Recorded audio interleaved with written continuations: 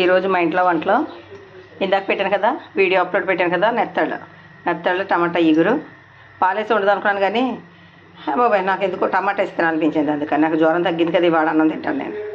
నెత్తళ్ళు టమాటా ఇగురు, తాలింపప్పు.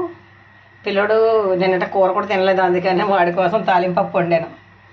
ఏంటమ్మా ఇవన్నీ కంపులు అంటున్నారు పిల్లలు, అందుకని పప్పు తాలింపప్పు. నెక్స్ట్ తాలింపప్పుకి టమాటా రసం కంపల్సరీ ఉండాలి, అందుకని టమాటా రసం పెట్టాను.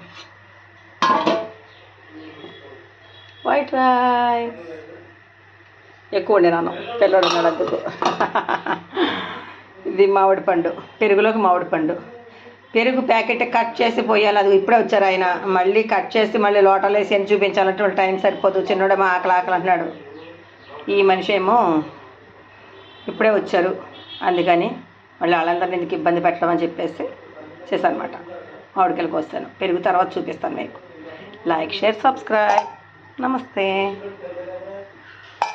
ఇదిగో మళ్ళీ మా చిన్నోడు చికెన్ ఫ్రై తెచ్చుకున్నాడు. ఉట్టి పప్పు చారు నేను తినలేనమ్మో, నీ ధనం అమ్మో అన్నాడు. సర్లే నన్ను అయితే చికెన్ ఫ్రై తెచ్చుకో అంటే చికెన్ ఫ్రై తెచ్చుకున్నాడు ఇప్పుడే. వాడి కోసం రసం వేసుకుని పప్పు వేసుకుని చికెన్ ఫ్రై వేసుకుని తినేస్తాడు. ఇదనమాట ఈరోజు మా ఇంట్లో వంటలు. Like, share, subscribe. నమస్తే.